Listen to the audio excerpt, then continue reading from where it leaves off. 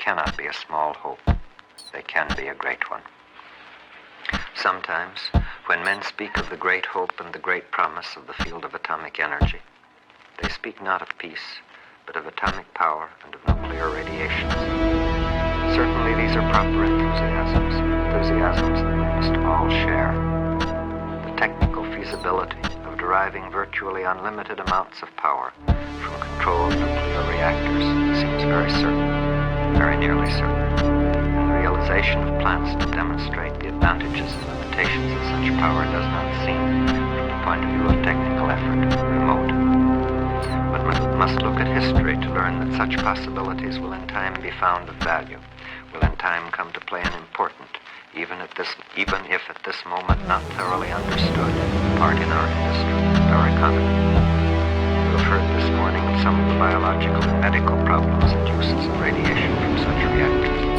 Even physicists can think of some instructive things to do with the grams of neutrons such reactors make available.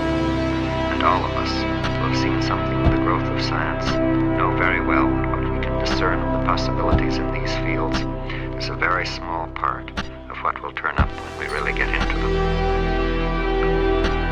Nevertheless, it would seem somewhat wrong to me to let our confidence, in my view, our wholly justified confidence in the future of the peaceful applications of nuclear physics, distract us entirely from the immediacy, the peril of atomic weapons. It would not be honest to do so, for not even a better understanding of the physical world, not even the most welcome developments of therapy, should make us content to see these weapons turned to the devastation of the earth. It will not even be very practical to do so. Technically, the operation of reactors and the manufacture of weapons are rather closely related. Wherever reactors are in operation, there is a potential source, though not necessarily a convenient one, of materials for weapons.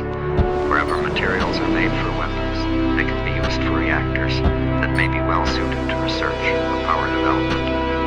It would seem to me almost inevitable that in a world committed to atomic armament, the shadow of fear, secrecy, constraint, and guilt would hang heavy over much of nuclear physics, much of science. Scientists in this country have been quick to sense this, to attempt to escape it.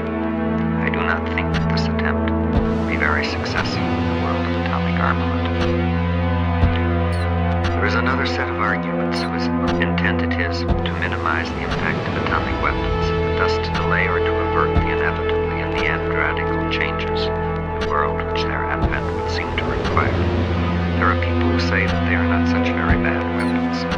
Before the New Mexico test, we sometimes said that too, writing down square miles and equivalent tonnages, and looking at the pictures of a ravaged Europe.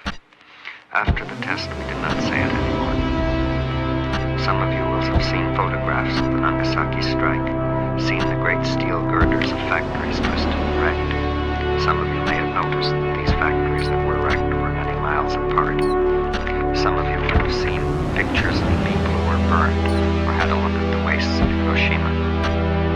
That bomb at Nagasaki would have taken out 10 square miles, or a bit more, if there had been 10 square miles to take out. Because it is known that the project cost $2 billion and we dropped just 2 bombs, it is easy to think that they must be very expensive.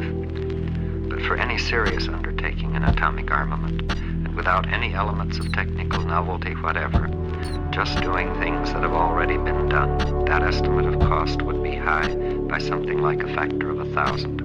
Atomic weapons, even with what we know today, can be cheap. Even with what we know how to do today, without any of the new things, the little things and the radical things, atomic armament will not break the back of any people that want atomic armament. The pattern of the use of atomic weapons was set at Hiroshima. They are weapons of aggression, of surprise, and of terror. If they are ever used again, it may well be by the thousands, or perhaps by the tens of thousands. Their method of delivery may